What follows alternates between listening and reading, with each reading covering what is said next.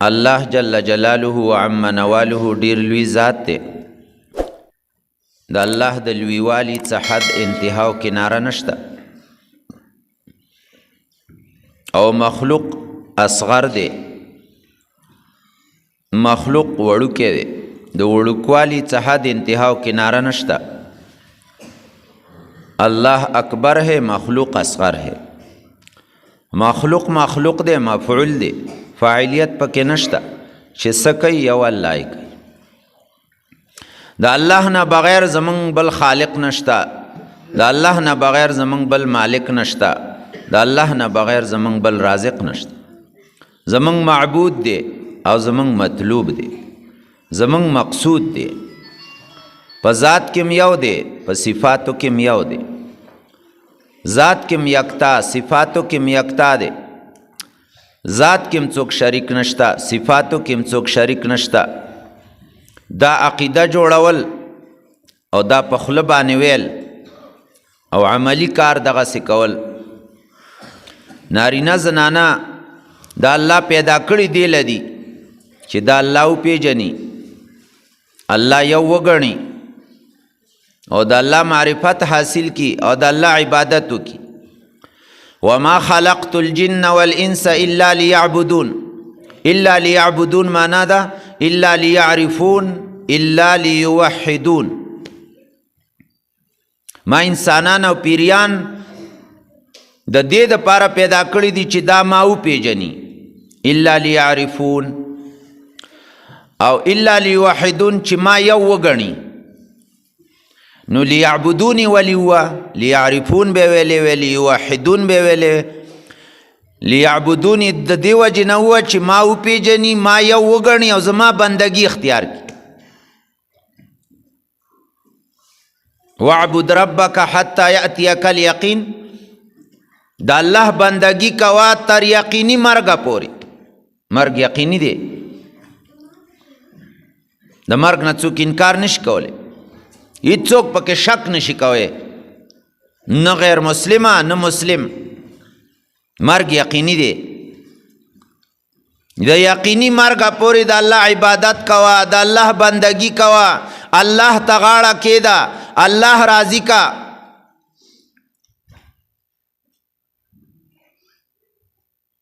الله خوشحاله کا، د الله منا، الله یو منل او د الله منل، د الله اطاعت کول، د الله بندگی کول، الله ته غاړه کې ښودل، د الله د مرضی او د منشا مطابق ژوند تیرول، دې له راغلیو. ایاک نعبد و ایاک نستعین. په هر رکعت کې هره ورځ څو ځله موږ دا اقرار کوو او د الله د بندګۍ اعتراف کوو، اقرار کوو په هر رکعت کې. ایاک نعبد و ایاک نستعین. یا الله تا به راضي کومه، تا به خوشحالومه، ستا به منمه او ستا بندګي به کومه، او زه به د بل چا بندګي نه کوم، او زه به ستا نه غواړم، ستا د در نه غیر به د بل چا در ته نه ځم.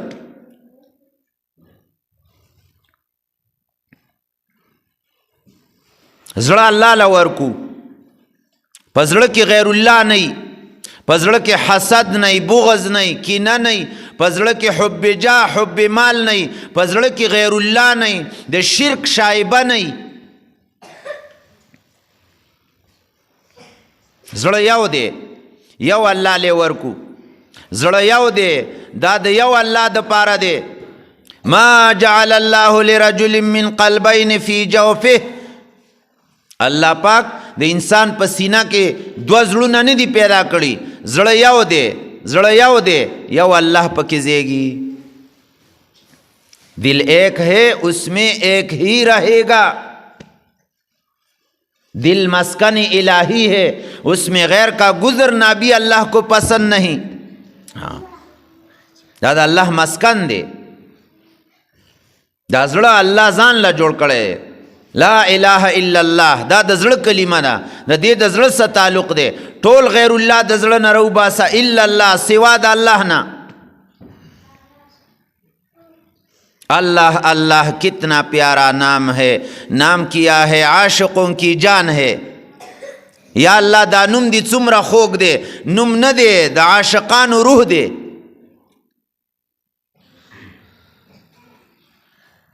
مونږ خو د زړه نه د لاهور بازار جوړ کړی دی، هر شی پکې دی. د زړه کوټه مې یوه ده، یو الله پکې اوسیږي. د زړه کوټه مې یوه ده، یو الله پکې اوسیږي. څه د لاهور بازار خو نه دی چې دنیا پکې اوسیږي. زمونږ زړه خو د چرک شاټینګ دی، هر څه پکې دي، شګې او مشکڼې چې څه مرداري ده. لا اله الا الله کې اول نفي ده، بیا اثبات دی. نفي ده د مخلوق، چې ټول مخلوق نفي کا، دا کټ کا د لا په قینچي باندې، دا ټول کټ کا، کوتری کا، چې د دې نه نه کېږي الا الله، سوا د الله نه. لا اله کې اولنې لا دا جارو ده، دا په دې زړه کې تاو کا دا جارو، او ټول غیر الله پې جارو کا سوا د الله نه. لا اله الا الله. عقیده صحیح کو، عقیده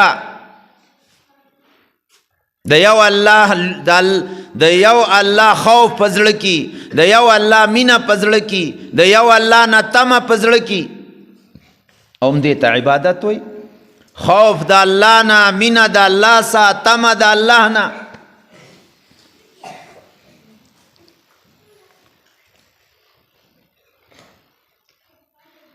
دا ولنۍ خبره ده، بنیادی کلمه ده. دا د تمامو نبیانو مشترکه کلمه ده.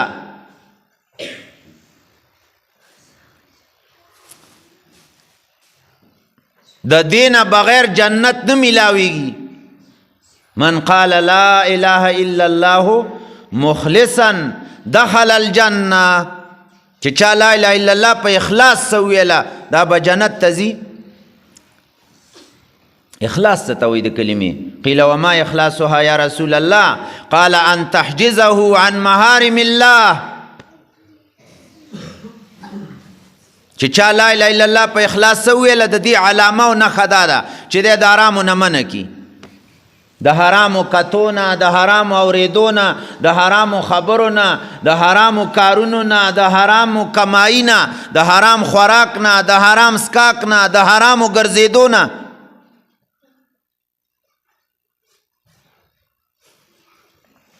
سلف صالحینو کې به چې د کمې زنانه خاون مزدورۍ لته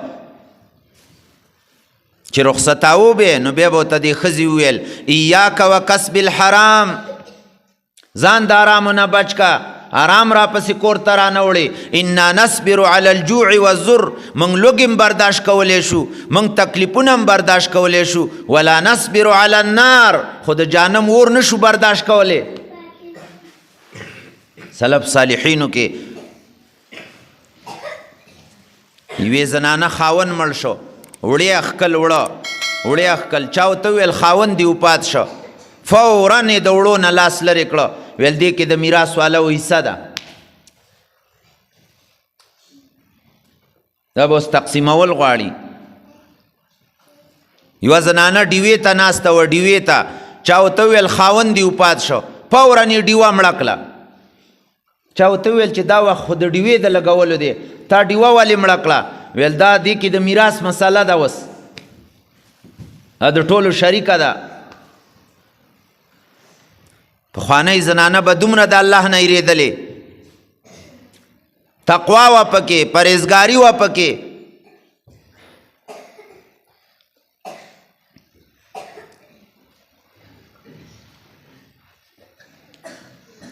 زمونږ او ستاسو زړونه صحیح شي، او تیر ژوند باندې مونږ او تاسو توبه وباسو، تیر ژوند باندې پښیمانه شو. التوبة الندم، توبه څه ته وایي؟ پښیمانه شه په تیر ژوند. یا الله د غفلت ژوند مې تیر کړی دی، د جهالت ژوند مې تیر کړی دی، د ګناهونو سمې ژوند تیر کړی. یا الله ته مې ناراضه کړی قدم په قدم، یا الله ما معاف کا، یا الله ما پاک کا، یا الله معافي راته وکړه، او د معافۍ په نظر راته وګوره، د رحمت په نظر راته وګوره. یا الله زه به نور ورانی نه کومه، ستا نافرمانی به نه کومه، او ستا حکمونه به پوره کومه، او د معامله کوونکو سره به انصاف کومه.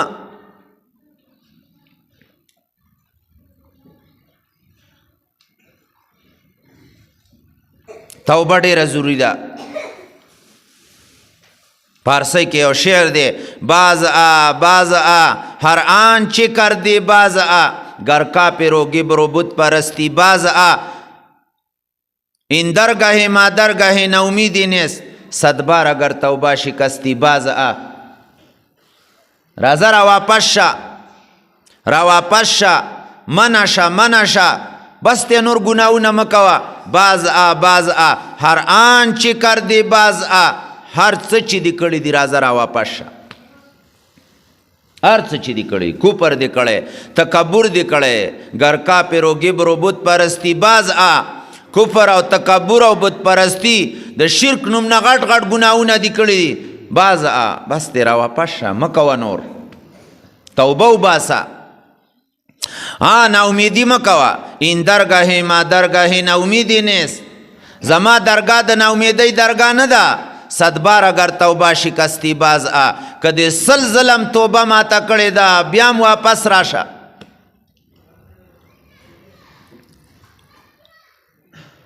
د غریبۍ نه نه یریږو، رزق د الله په ذمه دی. وما من دابة فی الارض الا علی الله رزقها. زمونږ سیا د مال خبره نه ده کړې، زمونږ سیا د ګرانوالي او د ارزانوالي خبره نه ده کړې. که ګران او که ارزاني الله وی رزق دې زما په ذمه دی، ته خپل کار کوه.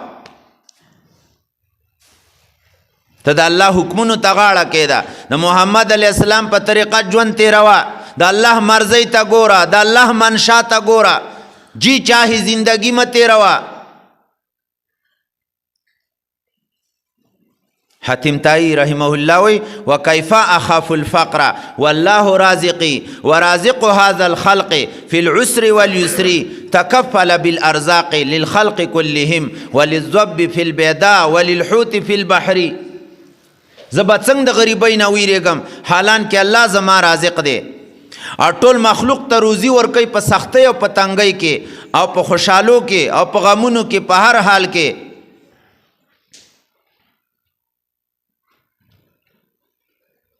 تکفل بالارزاق للخلق كلهم، د ټول مخلوق د رزق کفالت د الله په ذمه دی، الله یې ذمه اخیستې ده. وللذب فی البیداء وللحوت فی البحر، سمسیرو ته په دشتو کې ورکوي او میانو ته په اوبو کې ورکوي. وی زه ولې ویرېږم، حاتم طایی صاحب زه ولې ویرېږم د غریبۍ نه؟ غریبۍ نه مه ویرېږه، د الله نه ویرېږه، د قیامت د ورځې نه ویرېږه، د جهنم د اور نه ویرېږه. یا ایها الذین آمنوا اتقوا الله، اے ایمان والو نارینه او زنانو د الله نه ویرېږئ. واتقوا یوما ترجعون فیه الی الله، ویرېږئ د هغه ورځې نه چې په کومه ورځ به تاسو الله ته واپس کېږئ. واتقوا النار التي وقودها الناس والحجاره، فاتقوا النار التي، ویرېږئ د هغه اور نه چې د هغې خشاک به انسانان او ګټي. الله نه ویرېږه، د قیامت د ورځې نه ویرېږه، د جهنم د اور نه ویرېږه، د غریبۍ نه مه ویرېږه.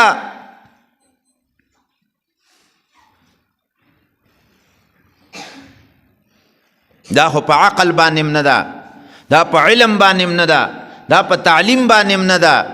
اگر روزی به دانش در فزوده، زنا دان تنگ تر روزی نبوده، بنا دانان چنان روزی رساند که دانا آن بران حیران بماند. که روزی په عقل زیاتېدلې نو د نادان نه خو به بیا د تنگ روزی والا بل نه وي.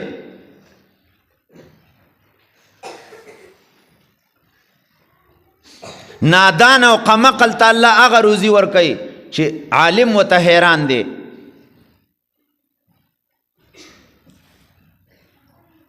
منګو تاسو یقینونه صحیح کو، یقینونه په مال باندې ایمان خراب نکو. قیامت ته نږدې به نبی علیه السلام فرمایي سار مومنی ماښام به کافر شوی، ماښام به مومنی او سار به کافر شوی.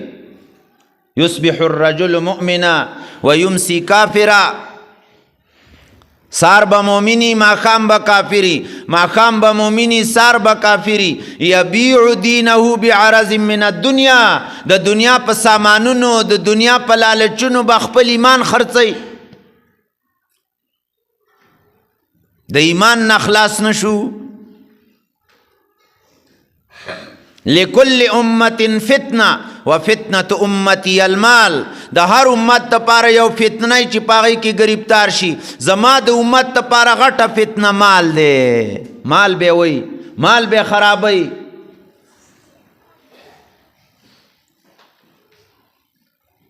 د مال دپاره منځونه خرابول، د مال دپاره خپل عزت خرابول، د مال دپاره خپل ابرو خرابول، د مال دپاره خپل حیا او پرده خرابول.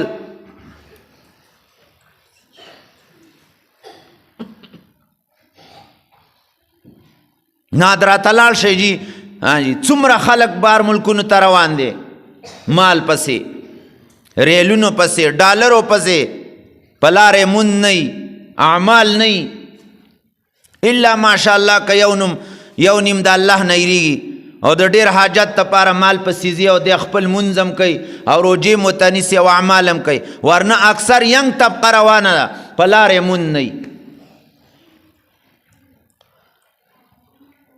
شیرونه وی شیرونه، په تا دې هېڅ نه کېږي یاره، په ما دې وشي د ډالرو بارانونه. خدا مو څه واوره، د جنت حورې په جړا شوې، ځوانانو ورکړل په ډالرو ایمانونه.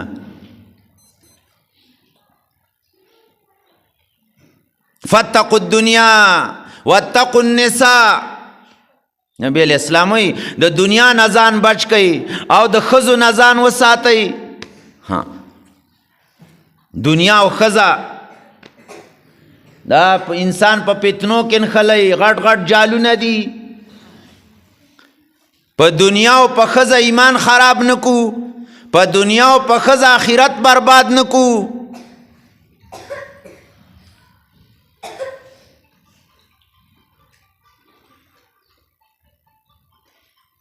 دا دنیا فانی ده، دا ختمیدون کې ده، دا فنا کیدون کې ده، دا زائل کیدون کې ده، دا د خوب لیدل دي، دا روان سوری دی.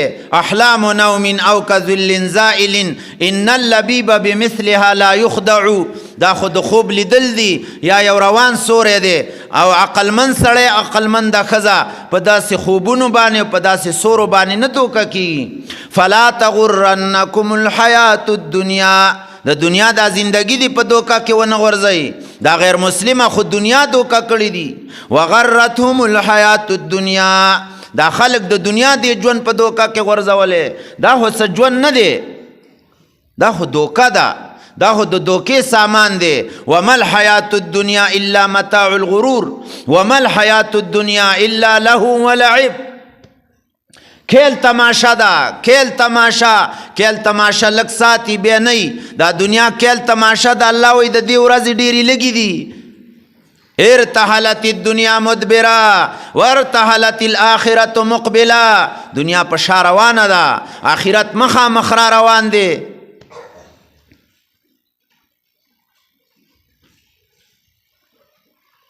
دی دنیا نا منگا روان یو، دا د پاتی کېدو ځای نه دی، دا د ایسارېدو ځای نه دی. دا د دنیا ژوند چل چلاو دی، دا د دنیا ژوند یو بلبلا د بڼبڼقۍ ده، دا بچوي. د دې هېڅ حیثیت نشته.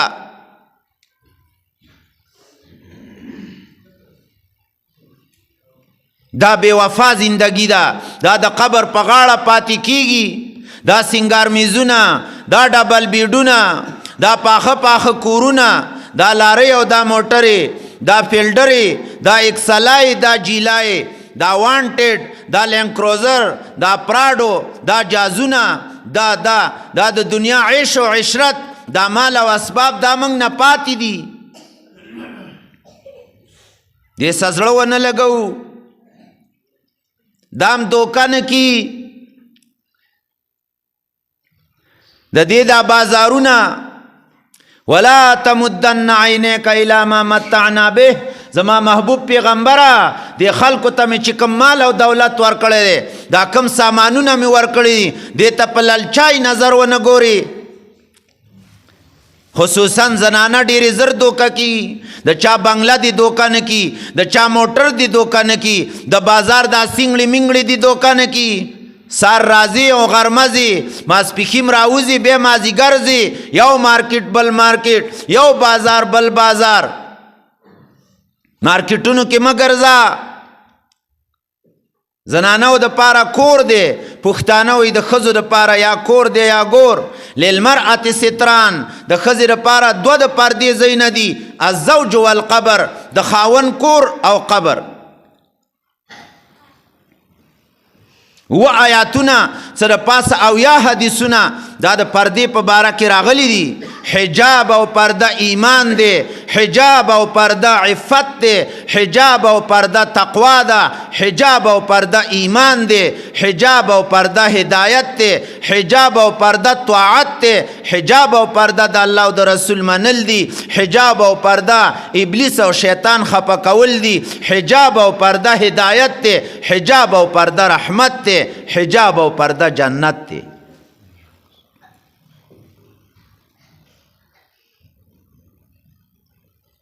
وړه ماشومه ده د 15 کالو د اسما بنت عمیس لور ده د عمر رضی الله عنه ملاقات لراته د څه خدمت دپاره د څه حاجت دپاره راوی وی ما ورته کتل کمیس پسې په ځمکه راښکشه شبرن او یزید یوه لویشت یا د لویشتې نه زیات په حیا کې را روانه وه د 15 کالو راله د امیر المؤمنین مخې ته ودرېده د عمر رضی الله عنه عمر رضی الله عنه چې د ماشومې ته وکتل چې وړه خو دومره ده چې د 5 سال ده او د حیات او د پردې ته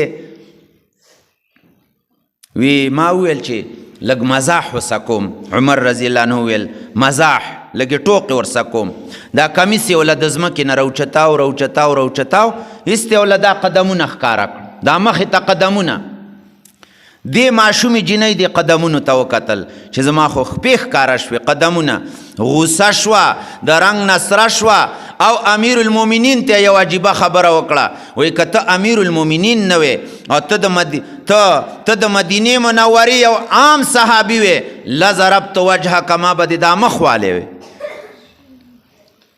تا زما قدمونه ښکاره کړه د 15 کالو ماشومه کې دومره حیا وه نن د 15 کالو پیغله سرتور سر ګرځي ګیټۍ ښکاري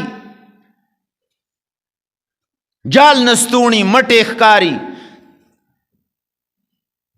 د ښځو لباس د ښځو د لباس 8 شرطونه دي زنانه به هر لباس نه اغوندي هر لباس چې بازار کې د کم لباس خوښ شو راوړی اول شرط د ښځو د جامو دا دی لباس به نری نه وي لوپټې ته وګوره لوپټۍ خو نری نه ده خته خو پکې نه ښکاري غوږونه او غاړه خو پکې نه ښکاري کمیس وګوره دویم شرط یې دا دی چې لباس به تنګ نه وي چست به نه وي ضیق به نه وي په تشو پسې به نه نښتې په ورنونو پسې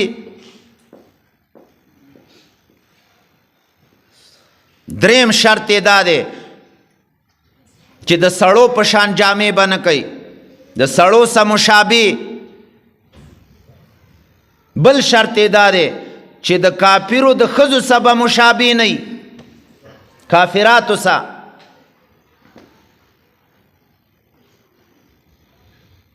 او د شهرت جامې به نه اغوندي د فخر لباس د شهرت لباس او د سر نواله د خپو پورې به پکې پټی جمیع ستر البدن ټول بدن به پټي او خوشبودار لباس به نه اغوندي چې کله راوځي ډولی برقه به نه په سر کوي چې بار ته راځي مزین برقه ډولی برقه علماء لیکلي مفتیانو مزین جوته ډولی سندل بم ناغوندي چې بار ته راوځي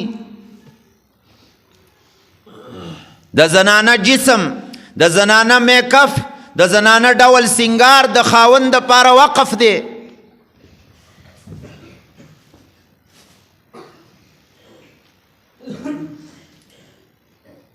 نبی علیه السلام فرمای څلور قسمه ښځې به جنت ته ځي. څلور قسمه د هغه ورسه واورئ. الترغیب و ترهیب کې ورکړي دي. څلور قسمه ښځې به جنت ته ځي. اول قسم درې کاره پکې دي او ځي به جنت ته. امرأة عفیفة پاک دامنه ده، عفت والی. عفیفه چې د پردو سړو نه ځان بچ بچ ساتي. پاک دامنه ده، په دامنه او په لمنې څه داغ نه دی لګېدلی. طاعة لله د الله منونکې ده، د نفس نه مني، د شیطان نه مني، د الله منونکې ده. ولزوجها او د خاون منونکې ده. د خاون په منلو کې څومره زبردست خیر دی. کومه زنانه چې د خاون اطاعت کوي، د هغه څخه سلوک کوي، دا جنت بیبی ده، دا به جنت ته ځي. ایما امرأة ماتت وزوجها عنها راض دخلت الجنه. چې کومه زنانه په داسې حال کې وفات شوه، مړه شوه چې خاوند ترې خوشحاله پاتې شو، نبی علیه السلام وایي دا جنت ته لاړه. ستاسو واړه خو ډېر ناقلاره نه دي، غلي کښېنئ.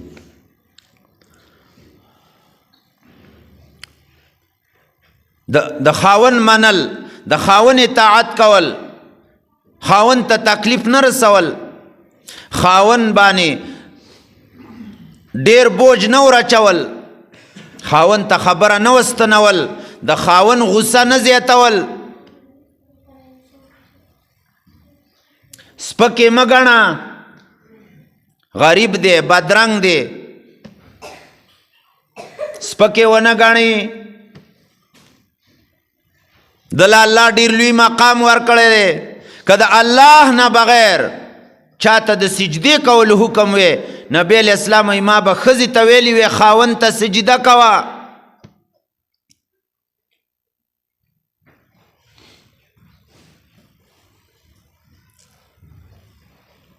خپل خاوند ته ډول سنگار کول، خپل خاوند ته میک اپ کول، دا نه چې بازارونو ته پردو سړو ته.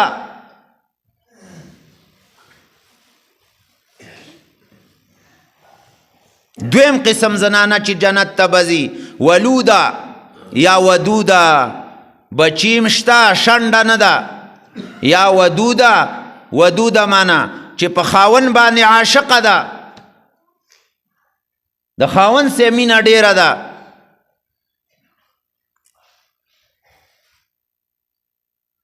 صابره، صبرناکه ده په لوږو باندې، په تکلیفونو باندې، په بیمارو باندې، په غریبۍ باندې، د ماشومانو په بیمارو باندې صبر کوي. قانع بالیسیر مع زوجها په لږه د خاوند سره گزاره کوي، په لږه خرچه، په لږه تنخواه. هر وخت پیدا وړې ډزې او غټې ډزې نه کوي، مالا جامې راوړه، مالا دا راوړه، مالا دا راوړه.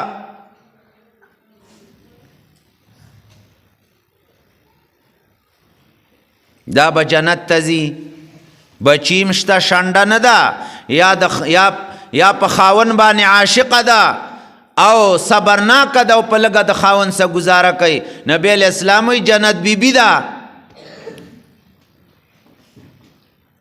دریم قسم زنانه چې جنت ته بځي، ذات حیاء، حیا ناکه ده، لوپټې د حیا، لباس د حیا، ناسته د حیا، ګرځېدلې د حیا، په سترګو کې حیا، د الله نه حیا، رسول الله نه حیا، د مشر نه حیا.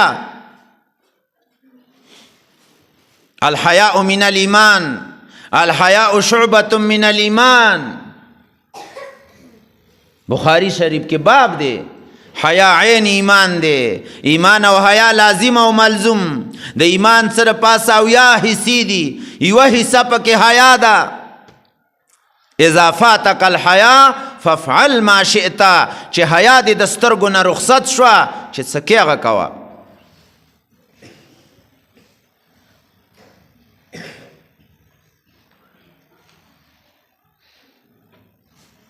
دویم صفت یې دا دی چې خاوند دې نشته چیرته تللی دی غایب دی په دینی سفر یا په دنیاوي سفر چیرته تللی دی تبلیغ ته تللی علم له تللی مزدورۍ له تللی خاوند دې نشته دا زنانه په کور کې ده دوه کاره به کوي یو به د ځان حفاظت کوي په نفس کې به د خاوند څخه خیانت نه کوي بار به نه ګرځي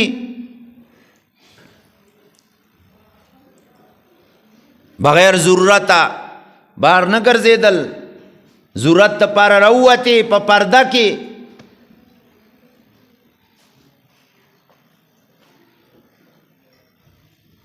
او د هغه په مال کې خیانت نه کول نشته دی چېرته تللی دی مال یې د تفریح دی مال یې مه ضایع کوه بې ځایه مه وړاووه په رسمونو رواجونو په دود او دستور یې مه خرابوه دریم صفت یې دا دی چې کله خاوند کور ته راشي دا زنانه به په کور کې یو کار کوي هغه دا چې د ژبې حفاظت به کوي چې په دې ژبه خاوند ته تکلیف نه رسوي په دې ژبه خاوند خفه نه کړي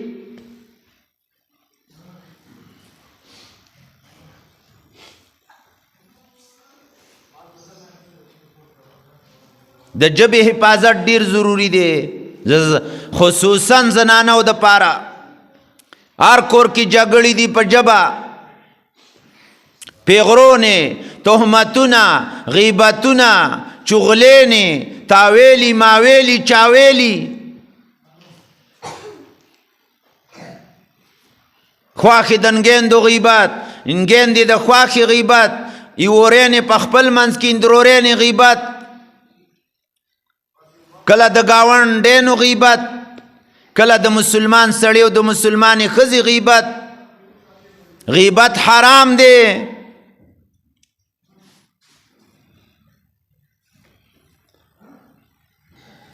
د مسلمان چغلی کول د فساد د پاره چغلی حرام ده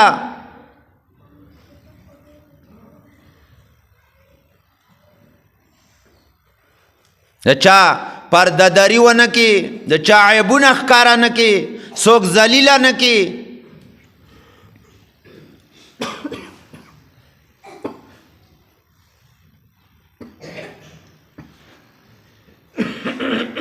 په دې ژبه باندې الله اکبر د دې شل ګناهونه امام غزالی صاحب لیکلي یو عالم ویل شپږ دېرش ګناهونه د ژبې ابو بکر رضی الله عنه ژبه نیولې وه راښکلې عمر رضی الله عنه پې راغی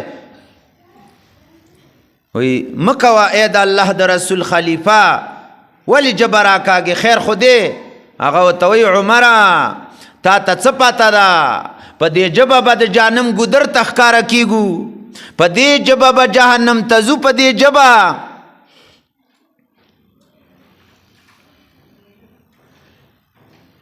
نبی علیہ السلام فرمائی املک علیک لسانکا ژبه د قابو کې ساته د ژبې نه الله اډوکې ایستلی دی اډوکې سخت دی ژبې پسته پیدا کړې ده پستې چلوه انګیندې خواښې ته پستې خبرې خواښې انګیندو ته پستې خبرې مسلمان ته پسته او نرمه خبره ان الله رفیق یحب الرفق الله نرمی خوښوي الله سختی نه خوښوي الله پاک نرم انسان چې دی نرمی انسان ښایسته کوي نرمی انسان ښایسته کوي سختی انسان بدرنګوي چې څوک د نرمۍ نه محرومه شه دا د ټول خیر نه محرومه شه بچو سے سختی مه کوه ګاونډ سے سختی مه کوه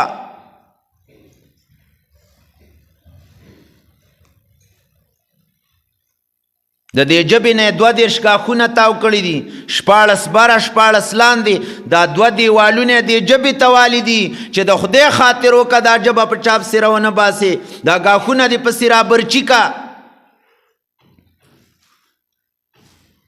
او د غاښونو مخې ته دا 2 شونډې دا پردې دي، پردې چې که دې ژبې دې زور کاو په خواښې په سینګور پسې په ګاونډۍ پسې جی نو دا شونډې پسې رابندې که دا دواړه پردې، خو د خدای خاطر وکړه دا ژبه په چاپ سره ونه باسې.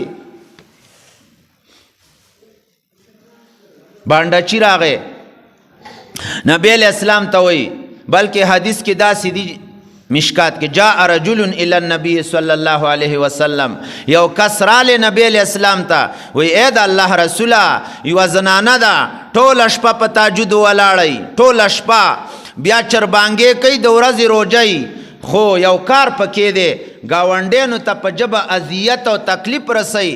نبی علیہ السلام ویل چې داسې ده هي فی النار، دا به جهنم ته ځي، دا دوزخی ده، دوغسی ده، جهنمی ده، نار بیبي ده.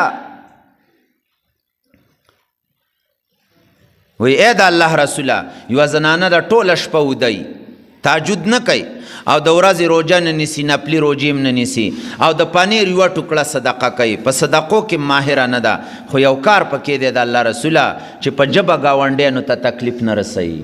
نبی علیہ السلام ته وفرمیل هي فی الجنه، دقه جنت بیبي ده، دا به جنت ته ځي. وګوره یوه سره د تهجدونه سره د روژو نه لاړه جهنم ته، ولې د ژبې نه غرقه وه، د ژبې نه والې وه، جباوره وه، ګز ژبې وه، او د دې بلې تهجد هم نشته، نفلي روژې هم نشته، په صدقو کې ماهره نه ده، لاړه جنت ته. ولې لاړه؟ د ژبې نه ښه وه، بې زبانه ښځه وه.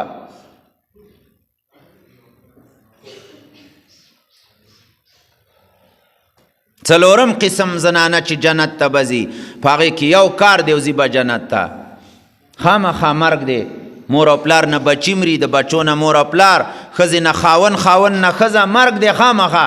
خو چې د کمې ښځې نه خاون مړ شو او د دې واړه واړه بچي پاتې شو او دې زنانه دې بچو ته کونتون وکړه او بل واده نه کو، په دې وجه چې دا بچی می برباد نشي، ادب یې ورکړه او ښه سلوک یې ورسه وکړه. نبی علیہ السلام وایي دا کونډه ښځه به هم جنت ته ځي. دا 4 قسمه زنانه شوې چې دا به جنت ته ځي. واورئ، اول قسم پاک دامنه ده، د الله منونکې ده، د خاون منونکې ده، دا جنت بیبي ده. دویم قسم بچی ډیر دي، په خاون باندې عاشقه ده او صبرناکه ده، په لږه د خاون سره ګزاره کوي، دا به هم جنت ته ځي. او حیاناکه ده چې کور کې خاون نشته نو د ځان حفاظت کوي او د هغه د مال، چې خاون دې کور ته راشي بیا د ژبې حفاظت کوي، دا به هم جنت ته ځي.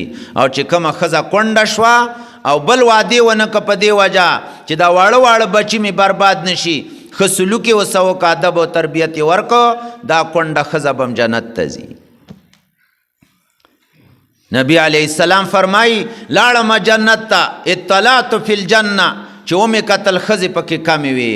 ما جبریل ته ویل زنانه خو دومره کمې دي په جنت کې، دا ولې؟ وی دی کې 2 کاره دي، شغلهن الاحمران، 2 سرو سرو څیزونو مشغوله کړي دي، 2 سرو سرو څیزونو مشغوله کړي دي، جنت ته فکر هم نشته. الذهب والزعفران، رنګینو د سرو زرو سیغم دی او د رنګینو جامو سیغم دی.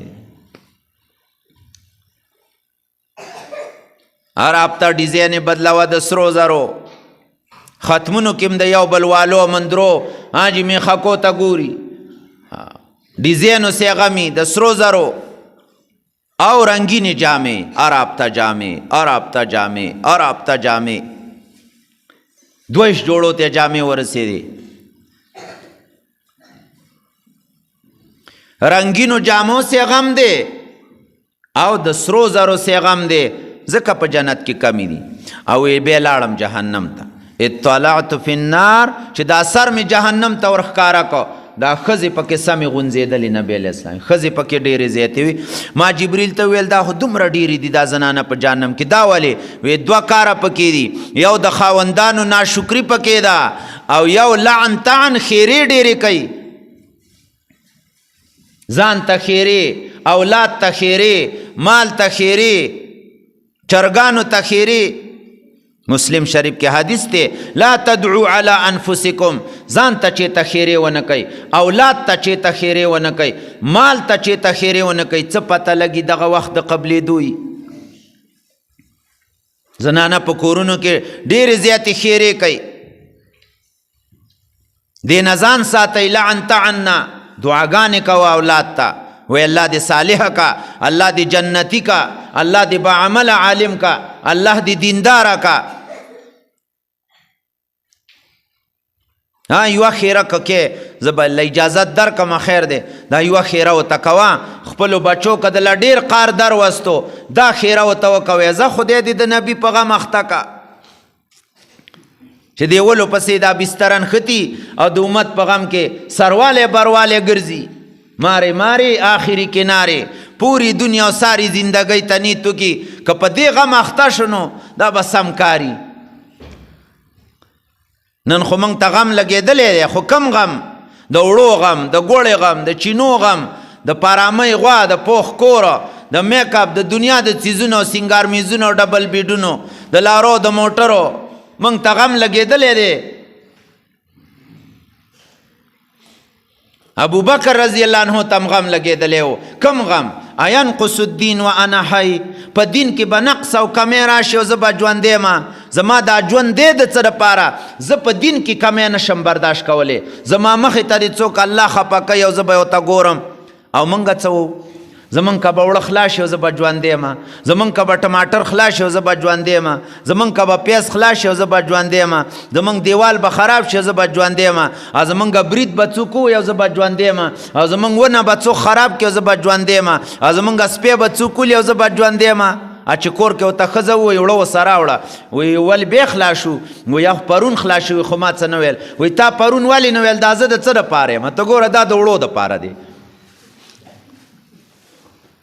کور کې د الله حکمونه ماتیږي، پروا نشته، فرض مون نشته، د سار کال تیر شي زلمی زلمی الکان په کور کې مون نه کوي.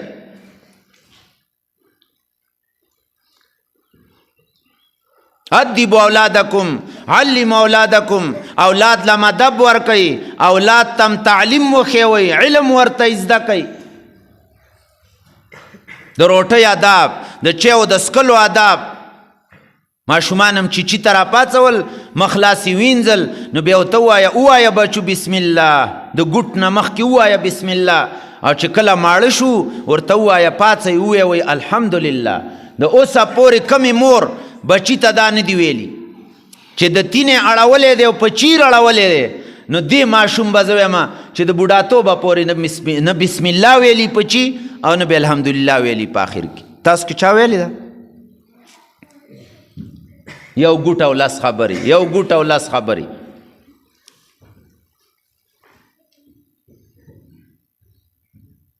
بچو له ادب ورکئ، د روټۍ آداب، د خوب آداب، د مجلس آداب، د مدرسې آداب، د علماو ادب، د کتاب ادب، د تپایی ادب، د لارې آداب. الدین کله ادب، زمونږ دین سراسر د ادب نوم دی.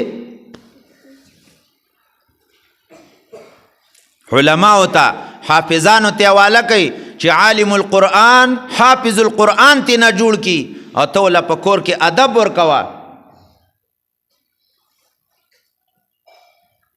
دی غټو موبایل زمونږ بچی برباد کړل، اخلاق ولا خراب کړل، بے حیاي کړل.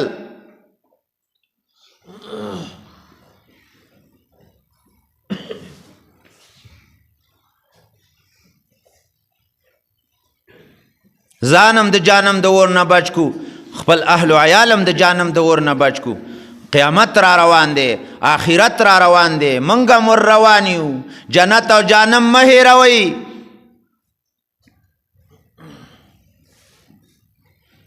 لا تنسوا العظیمتین، دو غټ غټ څیزونه مه هیروئ، یو جنت او یو جهنم. دا دعا غواړئ اللهم انی اسألک الجنة واعوذ بک من النار. درې ځله هر فرض د سار مانځنه بعد، د ماښام مانځنه بعد وزله دا ویوئ اللهم اجرنی من النار، یا الله ما د جانم د اور نه بچ کا، اللهم اجرنی من النار. ساری چې څوک وایي د مانځنه بعد ماښامه پورې مړ شو، جانم نه بچ شو، چې ماښام مانځه نه بعد یې ووی او د ساره پورې مړ شو جهنم د اور نه بد شو. 3 ځله چې دا ووی اللهم انی اسألک الجنة واعوذ بک من النار، یا الله جنت راکې او جهنم نه مې بچ کې. 3 ځلې چې څوک وویو جنت الله ته وایي یا الله دا بني ادم راوله، او جهنم وایي یا الله راښکاره نه کې. تاسو وایي د الله نه جنت الفردوس غواړئ، اعلی جنت ته. د جنت بیا 8 دروازې او دنه استقبال کې حورې ولاړې او فرشتې ولاړې او د دې دنیا لس چنده جنت. د دې دنیا څه زړه مه لګوئ، آخرت له تیارې وکړو جنت له. وسارعوا الى مغفرة من ربكم وجنة فاستبقوا الخيرات. آخرت له تیارې وکړو، آخرت له. د دې دنیا لس چنده جنت، یوه کمره 60 میله 60 میلا، کمره کې ډبل بیډ، د هغې د پاسه فوم او فوم د یوې جای نه د بلې جای پورې د 40 کالو په مسافت باندې لوړ. کومه بیبي خواله را روانه دا جنت بیبي په قدم کې بیا 1000 نازونه او یا جوړې جامې به اغوستي، نورانی لباس، هلکا پلکا، بالکل درنواله به پکې نه، باریک لباس به یو جوړه کې به بل ښکاري، بله کې به بل ښکاري. دا زنانه دا مسلمانه ښځه، مؤمنه ښځه چې جنت لزان تیار کی، دا به په جنت کې دومره ښایسته چې د 1000 کالو په مسافت به ښکاري. هر هفته کې به د دې رنګ او د دې حسن بدلیږي، د دې حسن به زیاتیږي، حسن به زیاتیږي. خوراکونه به اسکاکونه به جی چاهی زندگی به، منځونه به نه، روژې به نه. هلته بیا دا وړې ډزې او غټې ډزې به هم نه، ګوړه ورسره راوړه او چیني ورسره راوړه، اوړه ورسره راوړه، غوړي ورسره راوړه، چپړې او سینډل او بنګلي ورسره راوړه. دا وړې ډزې او غټې ډزې به هم نه. هلته مرګ هم نشته، هلته بیا بوډاتوب هم نشته، هلته بیماري هم نشته، هلته پریشانی او خفګانونه هم نشته. همیشه ژوند به، همیشه ژوند. سرو زرو اسب به د خواته ولاړي، په قوت خیالي به چلیږي، الوزي به. د مزدورۍ خیال به نه او د نوکرۍ خیال به نه. الله وی باچا به دې کم. اذا رأیت ثم رأیت نعیما وملکا کبیرا. را بشي الله وی بیانې نعمتونه به درکم، یو لوی بادشاهي به درکم. ولحم طیر مما یشتهون، غوښې به د مرغانو د باندې خورم. وفاكهة مما يتخيرون ولحم طير مما يشتهون. پل فروټ به، میوې به او غوښې به د مرغانو، او د الله دیدار به کېږي په هفته کې. جمعه بازار به لګي، د سړو د ښایست رنګونه به لګېدلي. اوړی جمع به په جنت کې نه، لا فیها شمسا ولا زمهریرا. خوب بم نه خوبا. النوم اخو الموت و اهل الجنة لا ینامون. چې څنګه هلته مرګ نشته، دا خوبم د مرګ ورور دی، خوبم نشته. ستړیوالی به نه، سترګې به قدرتي توري، د سړو به ګیره نه، هلکې هلکې مونچ به، باریک باریک برید به اول کې چې راشي، ګیره به په جنت کې نه. د زنانو دا کوڅۍ به په ځمکه راښکشي، خو پرشتې بیا ځمکو ته نه پرېږدي، حورې بیا ځمکې ته نه پرېږدي، پسې راخیستې به. د یوې لوپاټې د پلو قیمت په دنیا کې څوک نشي پوره کولی. لاس یې دومره ښایسته که د جنت نه دنیا ته راښکته کي، د انور به خړ کي. لاړې دومره خوږې که سمندر ته راتو کی، نو سمندر به خوږ کی. څومره ښایسته ژوند را روان دی، د مزو زندگی را روانه. په دې خړکي کور باندې اخرت خراب نه کو. د ځان غم هم وکئ، د اولاد فکر هم وکئ، د ټول عالم فکر وکئ. مؤمنان سړي، مؤمنانې ښځې د دې امت دا د ټول عالم ذمه دار دي. موږ د کور د پاره نه یو، موږ صرف د باجوړ او پاکستان د پاره نه یو، موږ خو د ټول عالم د پاره یو. کنتم خیر امة اخرجت للناس اخرجت للپاکستان نه دی ویلې، اخرجت للعربستان نه دی ویلې، اخرجت للافغانستان، اخرجت للهندستان نه دی ویلې، اخرجت للناس. په دنیا کې چې څومره انسانان دي د دې ټولو د خیر خواهۍ دپاره الله موږ را لېږلي. فکرونه عالمي کو، د بچو ذهنونه عالمي کو، سړی د الله په لار کې ولیږو، ترغیب وله ورکو. خپل هلکان واړه ماشومان او وړې جینکۍ دا مدرسو ته کوي، سکول هم دی وایي لکھنا پڑھنا به زده کی، خو په آخرت کې ګوره قرآن او سنت پکارېږي، فقه د قرآن علم زده کی، د قرآن تشریح سنت زده کی، او د سنت او د حدیثو تشریح فقه. سمجھ بوجھ سے زندگی اختیار کو. زنانه قرآن زده کوي، ناظره باندې په ترجمه باندې بیا په عمل کو، تلاوت یې کو، د تلاوت میاشت را روانه ده. د زنانه شته په یوه ورځ کې قرآن ختموي روژه کې، داسې زنانه شته په 3 ورځو کې 5 ورځو نه ناړئ. هسې وخت مه تېروئ. یوه خور بلې خور ته وایي څنګه خورې؟ وایي سات دی تېرېږي. سات تېري لا نه راغلی، سات قیمتي کا. یو ورور بل ورور ته وایي څنګه وروره؟ وایي ټایم دی پاس کېږي. ټایم مه پاس کوه، کله یو خوړ کله بل خوړ، کله یو غر کله بل غر، کله یو بازار کله بل بازار، کله یو مارکیټ کله بل مارکیټ، کله یو میله کله بله میله، او کله یو هوټل کله بل هوټل، کله کباب او کله میان او کله تیکې.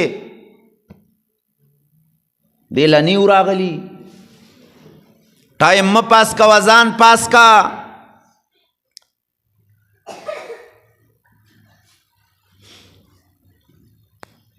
کور کې تعلیم کوئ د فضایلو د مسائلو دپاره. بهشت زیور جنتی کالی یو کتاب دی، دا هره زنانه واخلی، د مسائلو نه به خبر شئ. زندگی به کور کې د کومو مسائلو مطابق تیرې. بهشت زیور جنتی کالی 11 یا 12 حصې دی، وړوکی نه غونډ غټ کتاب. او فضایلو تعلیم کوه، فضایل اعمال نه، چې په مانځه باندې راشئ، په تلاوت باندې او په ذکر باندې، دعوت باندې د صحابه واقعات واورئ.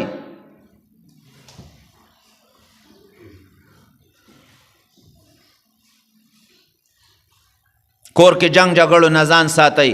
خواښې د نګور قدر کوئ، نګور د خواښې ته د انګیندې د نونو په شان ښکاري، د انګیندو ته د خواښې د ابۍ په شان ښکاري.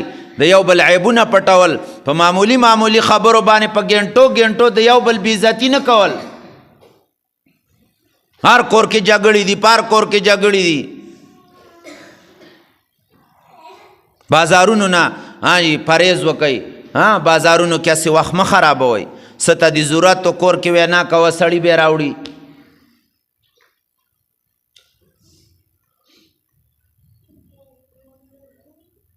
بس دا یو څو خبرې ما تاسو ته وکړې د ختم نه مخکې.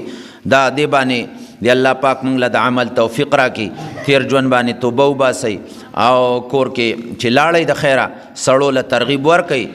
ښایسته موقع ده چې دا روژه د الله په لار کې وباسي. او دلته چې دا نارینه دي کم، دا هم کوشش وکئ د خیره سه چې وختونه ولګئ. خوښ هم ده چې د چا ګیرې راغلي دي 18 سال 17 سال، او د هغې نه بره چې بیا څوک دی او 4 میاشتې د اوسه پورې نه یې لګولي، هغه لږ ودرېږئ، هسې ودرېږئ. لیکم نه خیر دی، ستاسو سر ته خیر دی. هسې ودرېږئ چې چا وخت نه دی لګولی او ګیرې راغلي دي.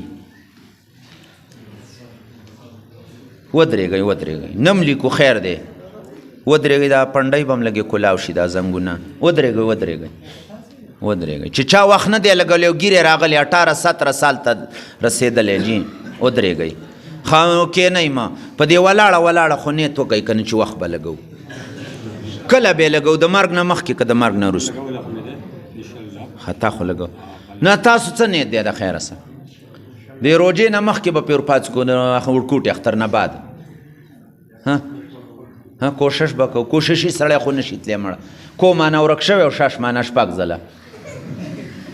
خزانیت خو وکړئ که نه چې زو به د خیره ټیک ده بسم الله بسم الله بسم الله بسم الله. ښه دا کوم واړه واړه چې پاتې شو دا واړه چې تبلیغ لا اوس نشي تللی او علم ته پیټ دی د خیره دی نیت وکړي چې انشاءالله دین به زده کوو علم به حاصلو او بیا به تبلیغ کار کوو دا واړه ماشومان غونډ ودرېږئ دا واړه غونډ ودرېږئ دا واړه ټول ودرېږئ د ټولو تشکیل کوو د ټولو بې تشکیله د خیره مجمع نه پرېږدو تاسو څه نیت دی علم به زده کوو بیا به پې عمل کوو بیا به ټولې دنیا ته رسوو څنګه علم به زده کومه دین به زده کومه څه دین به زده کومه په دین به چلیږمه او په دین به د ټولې دنیا خلق راولمه د خیره سره ټولو نیت دی کښېنئ بسم الله بسم الله بسم الله دلته ټولې زنانه هم نیت وکئ د خیره سره ټولې زنانه د مستوراتو جماعتونه کور ته راولئ د مستوراتو سیروزې ولګوئ 15 ورځې چلې بار ملکونو ته نیت وکئ الله به د نه کار والي انشاءالله. ښه جي